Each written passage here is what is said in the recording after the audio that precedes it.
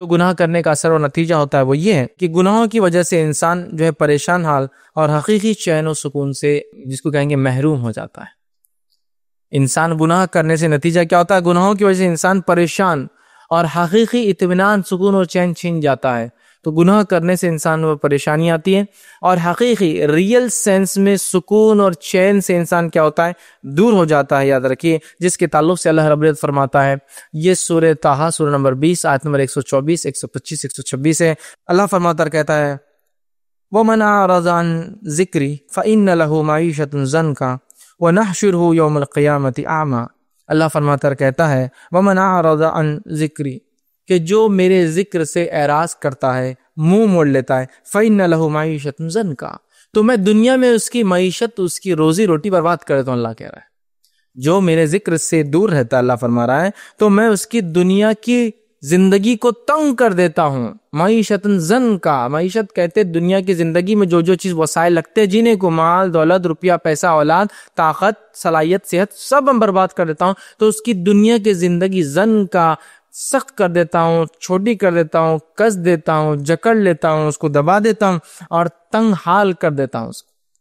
تو اللہ کے ذکر سے دور رہنے کا نقصان دیکھیے۔ اب اللہ کے ذکر سے مراد اللہ کی کتاب، اللہ کے ذکر سے مراد اس کے دین کے احکامات پر چلنا، اللہ سے ذکر سے مراد ہر کام سے پہلے اپنے رب کو یاد کرنا اور جو اس نے کہا وہ کرنا، یہ ہے۔ تو جب کوئی بندہ اپنے رب کے ذکر سے دور ہو جاتا ہے تو اللہ تعالیٰ اس کی دنیاوی زندگی برباد کر دیتا ہے،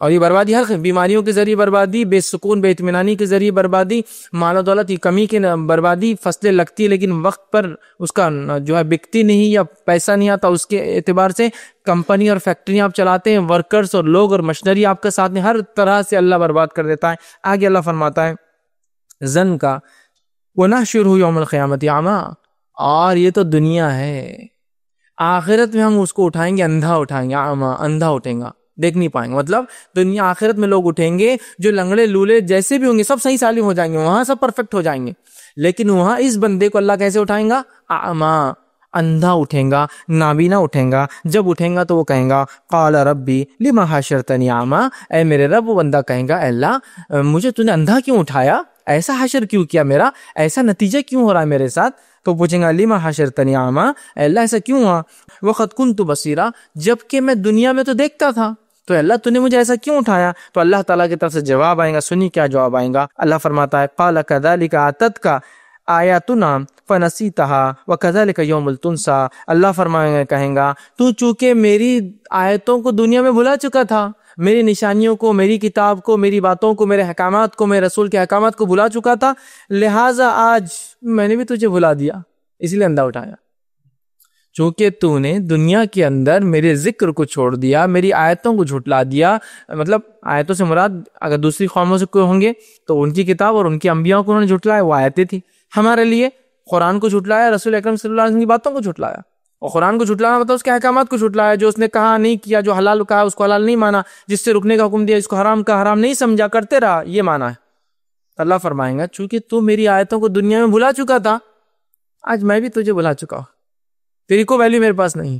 اندازہ لگائیے اللہ رب العزت کے سامنے جو لوگ اندھے اٹھیں گے، یا پوری قیامت میں لوگوں کے سامنے جو لوگ اندھے اٹھیں گے، لوگ سمجھ جائیں گے یہ لوگ وہ ہیں جن کو ان کے رب نے بھلا دیا، چونکہ یہ دنیا میں اپنے رب کو بھلائے ہوئے تھے، یہ دنیا میں اسلام پر عمل نہیں کرتے تھے، جو باتیں کہی گئی حلال کو حلال، حرام کو حرام نہیں سمجھتے تھے، جو حکم دیا گیا کرنے کا نہیں کرتے تھے، جس سے منع کیا اس سے نہیں رکتے تھے، نتیجتاً آج ان کو اندھا اٹھایا گیا ہے۔ تو دیکھیے گناہوں کے مہلک اثرات، دنیا کی زندگی تنگ ہو جاتی ہے، دل اچاٹ ہو جاتے ہیں، اور ایک بے اطمینانی کی زندگی انسان جیتا ہے، جس کے تعلق سے اللہ گواہی دے رہا ہے کہ اس کے ہم کیا کرتے ہیں، دنیا کی زندگی معیشت ضن کا، دنیا کی زندگی سخت کر دیتے ہیں اس کے لیے۔ تو اگر آپ کو اور ہمیں کوئی پریشانی ایسی آ رہی ہے جس میں دنیا کی زندگی میں ہم پریشان ہیں، اچاٹ ہے، دل محروم لگ رہا ہے، ڈپریسڈ ہے، ہر بار جو غلط خیالات آ رہے ہیں، ہر چیز میں نقصان ہوتا ہے، کام ہوتے ہوتے نہیں ہو پاتا ہے، تو سمجھ جائیے کچھ نہ کچھ گناہ ہم کر رہے تھے، جس کے نتیجے میں یہ ہمارے ساتھ ہو رہا ہے، اور دنیا کی زندگی میرے اور آپ کے ساتھ تنگ کر دی جا رہی ہے۔ سمجھ رہے ہیں بات؟ ورنہ انبیاءوں کا اور نیک لوگوں کا تو حال یہ تھا، نبی اکرم صلی اللہ علیہ وسلم فرماتے ہیں اللہ نے انبیاءوں کو سب سے زیادہ آزمایا، اور کچھ ایسے آزمائے گئے کہ ٹاٹ کے علاوہ باندھنے کو کچھ نہیں تھا، ٹاٹ ہوتا نا، تھیلے جو ہوتے ہیں، اس کے علاوہ کچھ نہیں تھا، ٹھیک ہے، لیکن اللہ کے رسول وہ اتنے خوش تھے اس حالت میں کہ تم فراوانی میں بھی اتنے خوش نہیں ہوتے ہو، کیوں؟ کہ ان کو ان کے رب نے دلی اطمینان دیا تھا. وہ ایک کیفیت ہے کہ انسان نقصان ہو رہا ہے، ہر طرف نظر آ رہا ہے ظاہر، لیکن دل سے مطمئن ہے.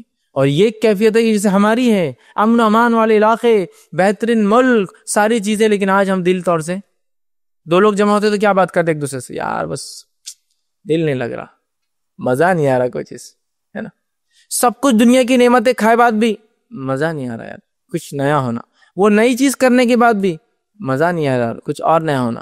چلو یہاں گھومنے جائیں گے، وہاں جا کر بھی مزہ نہیں آیا، چلو اس سے اوپر کے جائیں گے، دنیا گھوم کے آ گیا، چاند پہ بھی جا کے آ گیا، لیکن مزہ نہیں آ رہا اس کو.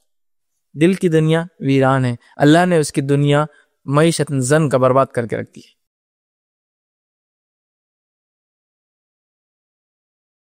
السلام علیکم. آپ بھی ہمارے اس کام میں تعاون کریں اپنی زکات و صدقات کے ذریعے. ڈونیشن ڈیٹیلز کے لیے ڈونیٹ اس پر کلک کریں. اگر آپ کو ہمارے ویڈیوز پسند آئے ہیں تو اسے شیئر کریں اور سب کے حقدار بنیں. روزانہ ہمارے ویڈیوز کو پانے کے لیے ہمارے یوٹیوب چینل کو سبسکرائب کریں اور بیل آئکن دبائیں. ہم سے دیگر سوشل میڈیا پہ جڑنے کے لیے ویڈیو میں دیے گئے آئی ڈی کو سرچ کریں. جزاک اللہ.